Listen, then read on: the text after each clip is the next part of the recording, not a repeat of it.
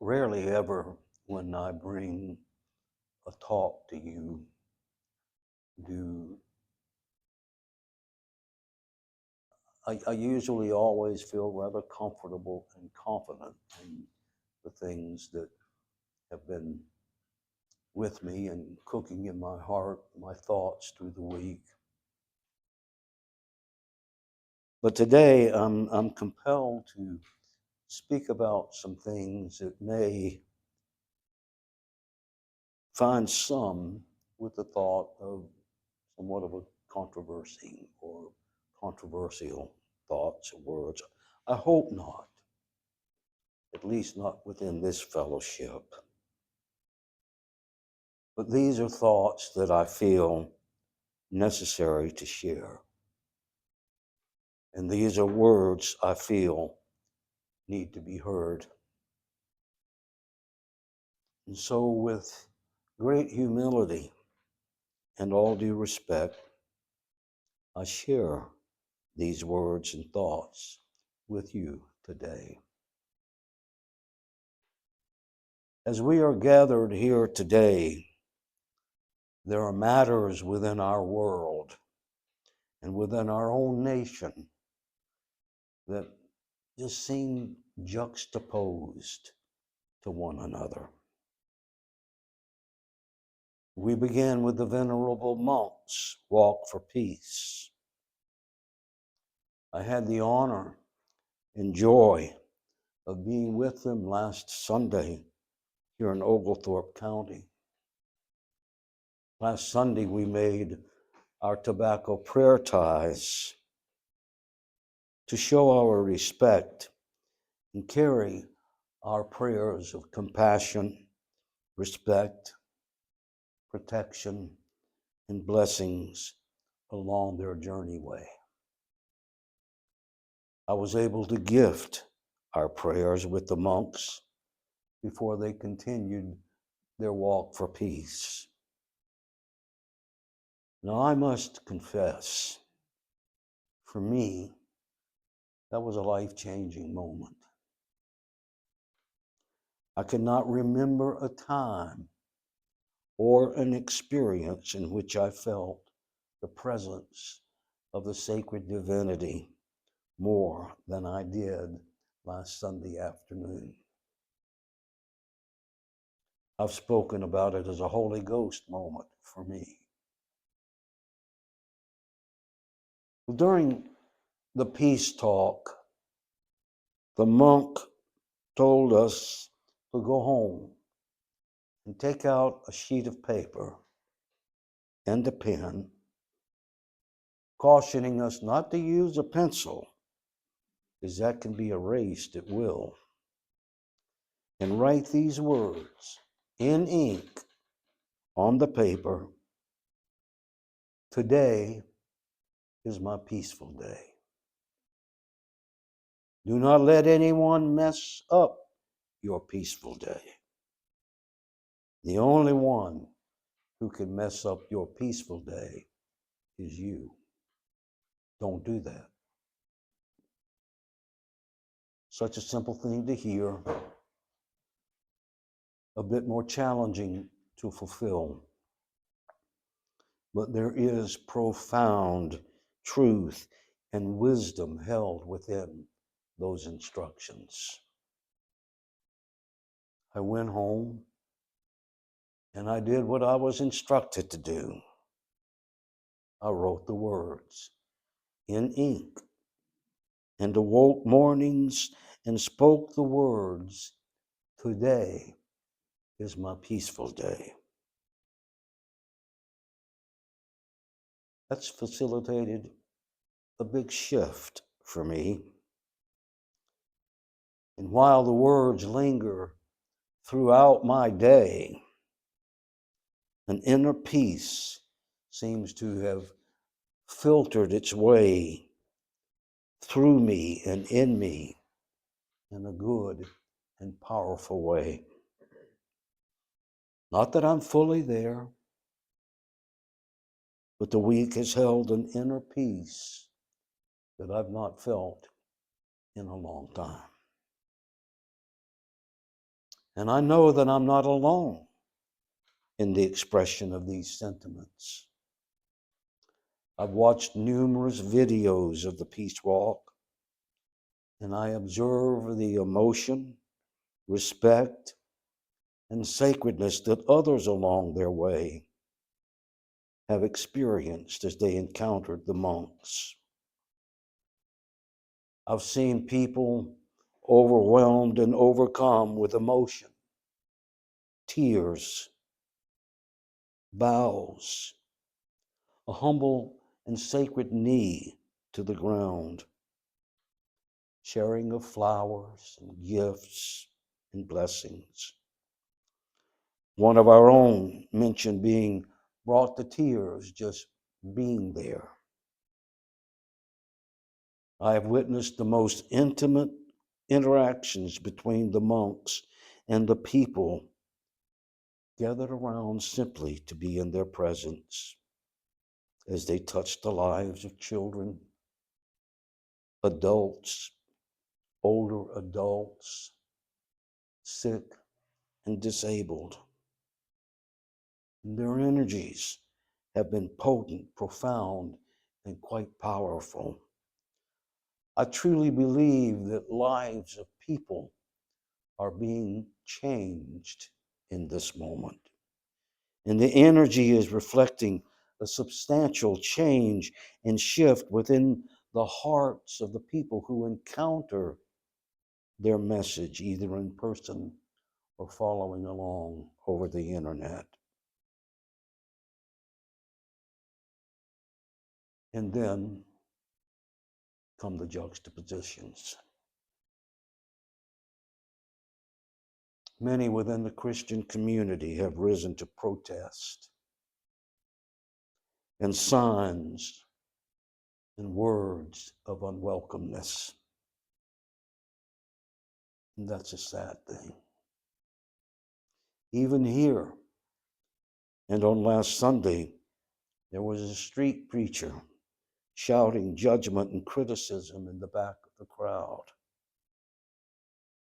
I've noted one video in particular in which a young evangelist was confronting the lead monk, advising him that he and his fellows were marching straight to hell, simply as a result of differing perspectives, views of the world, and religious ideology. How sad. How unfortunate. And how unnecessary. There is an arrogance in that motivation and behavior, and it is not consistent with the tenets of our church. For as the first paragraph of our statement of faith says, we believe in one God, maker of heaven and earth, and all that dwells within. That which is known by many names, and to whom there are many paths. The monk did not seem to be disturbed over the encounter. He did not respond in energy, in anger, hostility, or debate. After all, it was his peaceful day, and can't nobody mess that up.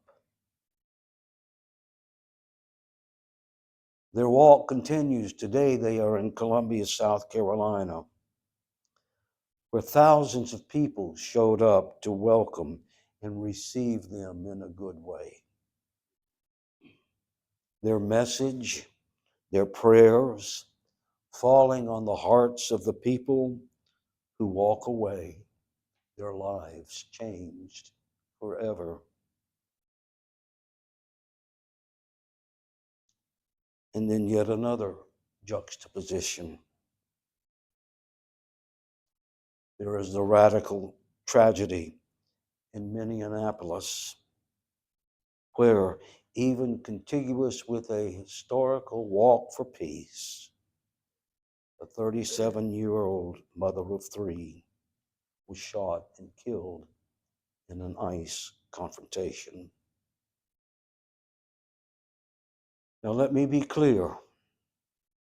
What I have to say about this is in no way a matter of politics. You know that I have worked very hard and will continue to do so to keep politics out of this fellowship for as long as I sit in this chair.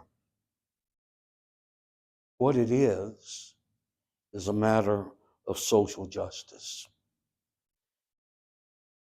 and that and those who desire peace. Mind you, I do not know the entirety of what led up to the shooting, as there are many authors involved in that backstory. Many differing opinions, many different perspectives, many spins on the event. But I will tell you now, from what I have seen, it was unnecessary and not justified at all. There simply was a better solution to the situation, no doubt. It is not easy, nor do I often speak of things, events, or circumstances, people and their behaviors with the use of labels. Right, wrong, good, evil, light, darkness. We all have our own opinions and conclusions of and about those things. But what we can and must agree on is that there are at least opposing opposites swirling around in the ethers of the universe, and they're being played out and manifested as we live and breathe. I saw it when the no doubt well-intended street evangelist confronted the monk with his message of judgment and hell and damnation. I see it in the faces of the people in Minneapolis, and I feel it in the sadness and broken hearts of family from that tragedy. Do you see the dilemma, the contradiction, the juxtaposition? It baffles me to see all of the anger and angst and hatred among the people today. For held in the space, the sacred space of a historical moment manifesting peace, there is that otherness that wars against it in an equally passionate manner. We are known by the fruits that we produce. And if we follow the ways and the wisdom and guidance of Spirit, our lives will bear good spiritual fruit. The Spirit will grow within us the fruit of love and joy and peace and patience and kindness and goodness, faithful hearts and gentle ways and self-control. Who knows, maybe it is time to stand and surrender our egos and proclaim, as Chief Joseph did, who declared during his own surrender, "Hear me, my chiefs, I'm tired. My heart is sick and I am sad. From where the sun now stands, I will fight no more forever." Throughout my lifetime, there has been a source of impact and inspiration for me.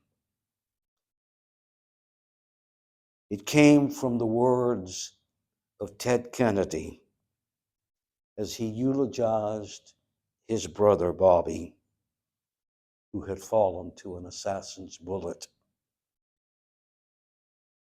He began by quoting a speech that his brother Bobby had given to the young people of South Africa on their Day of Affirmation in 1996.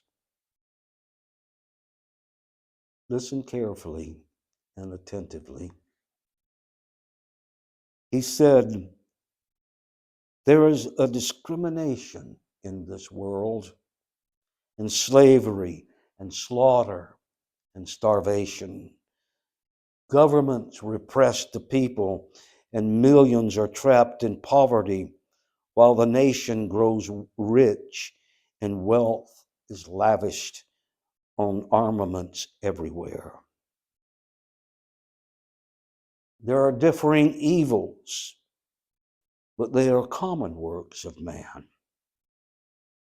They reflect the imperfection of human justice, the inadequacy of human compassion, or our lack of sensibility toward the suffering of our fellows.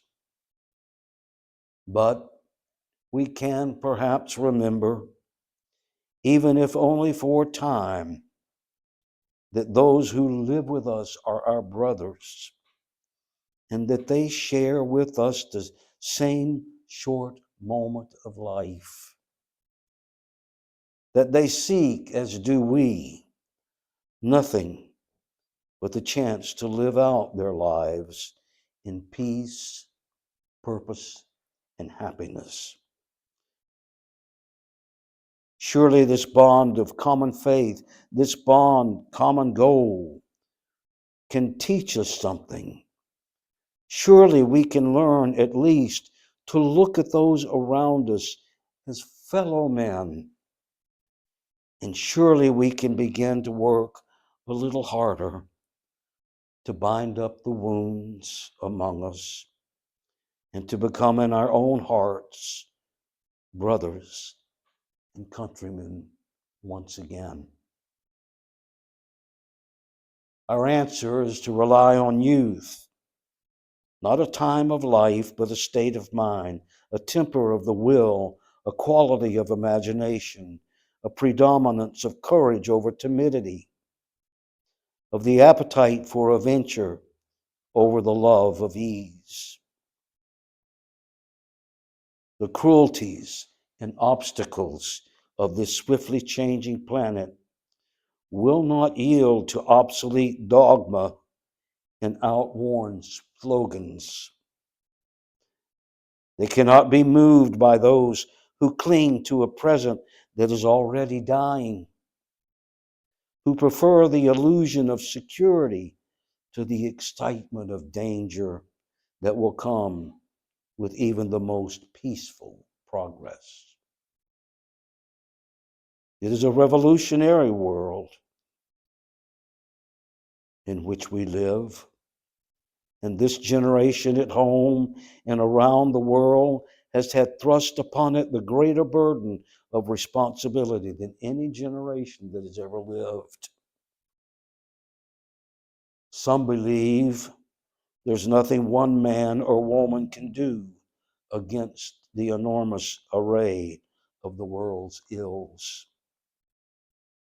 Yet, many of the world's greatest movements of thought and action have flowed from the work of a single man.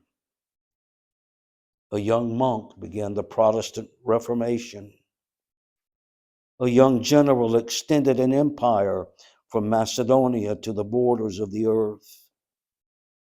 And a young woman reclaimed the territory of France. It was a young Italian explorer who discovered the New World, and the 32-year-old Thomas Jefferson who proclaimed that all men are created equal. Those men moved the world, and so can we. Few have the greatness to bend history itself, but each of us can work to change a small portion of events. And in the total of all of those acts will be written the history of this generation. It is from numberless diverse acts of courage and belief that human history is shaped. Each time a man stands up for an ideal or acts to improve the lot of others, our strikes out against just injustice and sends forth a tiny ripple of hope in crossing each other from a million different centers of energy. And daring, those ripples build a current that can sweep down the mightiest walls of oppression and resistance. Few are willing to be brave, to brave the disposal or disapproval of their fellows, the censure of their colleagues, and the wrath of their society. Moral courage is a rarer commodity than bravery in battle or great intelligence. Yet it is the one essential, vital quality for those who seek to change a world that yields most painfully to change. And I believe that in this generation, those with the courage to enter the moral conflict will find themselves with compassion in every corner of the globe. For the fortunate among us, there is the temptation to follow the easy road and familiar paths of personal ambition, and financial success is so grandly spread before those and enjoy the privilege of education. But that is not the road that history has marked out for us. But they are also more open to the creative energy of men than in any other time in history, and all of us will ultimately be judged. And as the years pass, we will surely judge ourselves on the effort that we have contributed to building a new world society and the extent to which our ideals and goals have shaped that effort.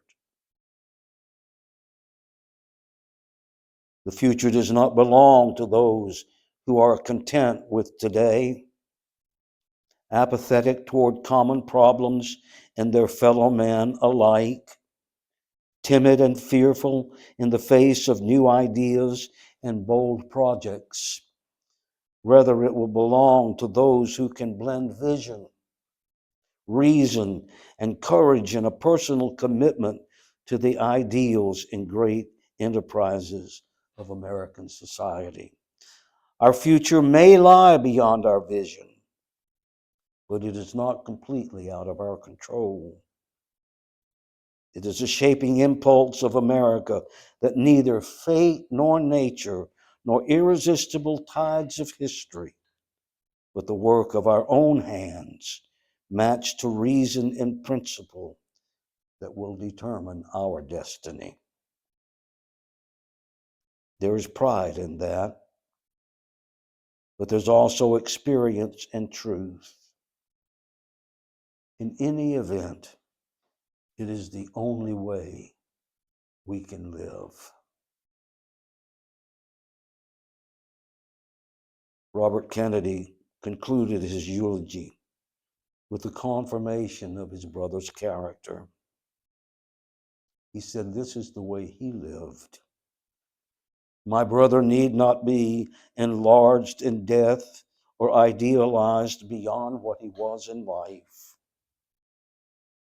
To be remembered simply as a good and decent man who saw wrong and tried to right it, saw suffering and tried to heal it, saw war and tried to stop it. Those of us who loved him and take him to his rest today, pray that what he was to us and what he wished for others will someday come to pass for all the world. As he said many times in many parts of this nation, to those he touched and to those who sought to touch him, some men see things as they are and say, why? I dream things that never were and say, why not?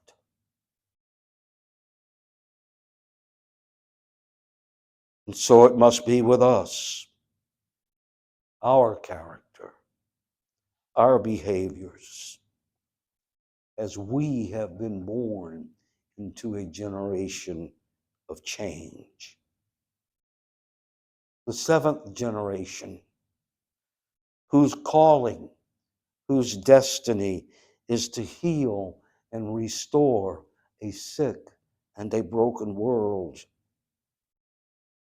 We are that generation that will restore and return light to the people longing and yearning for it again.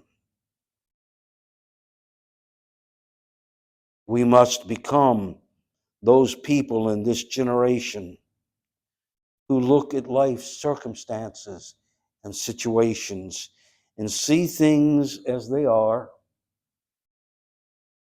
and do not get discouraged or dismayed, and rise above the obvious, grab hold of a dream and respond with and in confidence and conviction. Why not? It is a huge task, a tremendous undertaking, daunting at times, but we can sing. We can, as the monks, make a difference, one step at a time, and share and spread the message of peace that I believe is Creator's deepest desire for us.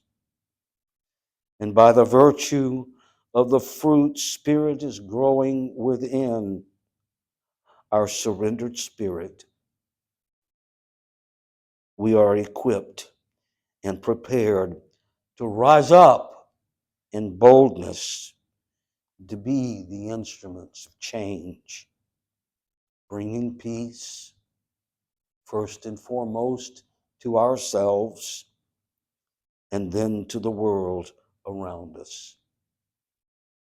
It is the only way. Well, you know, some people may say I'm a dreamer,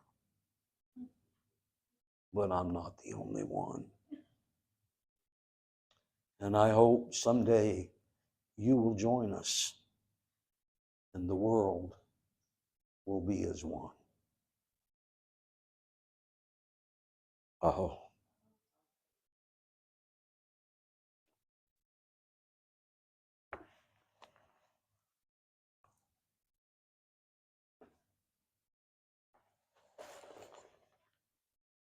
we come now to our time at the altar. A couple of things I'd like to point out about the altar. We have a lot of sacraments and ornaments here. We actually even have a couple of rocks that came from the Crazy Horse memorial carving that are on the altar today. Julia and her husband went out west and was so gracious and generous to bring those back to us. And there are rocks and stones and other things that have had meaning to people that are here on the altar as well. In Native American tradition, we use primarily four herbs or sacraments. The tobacco, which is looked upon as the vehicle between our thoughts, our prayers, and our heart to the heart and the ears of Creator. We use it as we smoke the pipe together, and we use it as we make our prayer ties, which when finished looks something like this. But the flow of the altar is we have the essence of floral water here, which fragrance and cleansing properties, very aromatic, and they connect us with the Mother Earth below us. So we use that to cleanse our hands and cleanse our lips.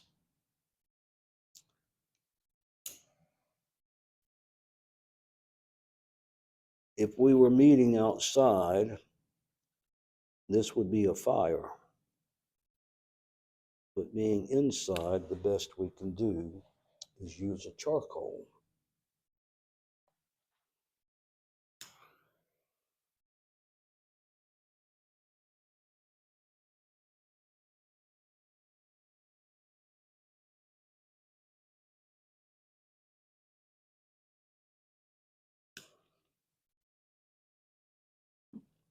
This is our letting go bowl, our sacrifice bowl.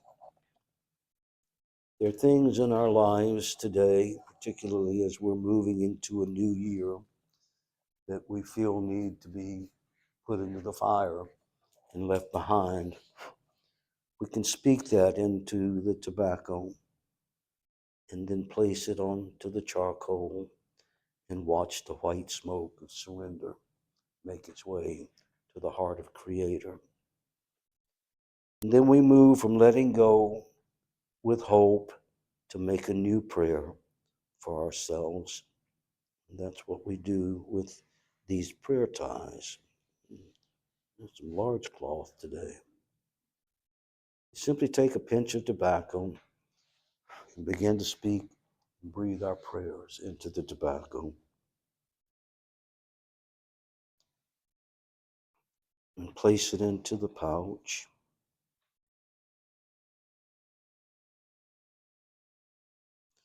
Form it together. And then we use hemp cord to tie it. We collect the prayer ties over the year, and when we come to our spring equinox ceremony, that time of new beginnings and fresh starts, new days, newness, that time when we hear the Creator saying, "Behold, I'm making all things new." And at that time, we will have a fire, and these prayer ties that have been collected from the people over the year will be placed into that fire. So we have sage, we have sweetgrass, we have cedar, and all of this is here, set and arranged in a loving way by John and Maria for us to come and enjoy this time around the altar.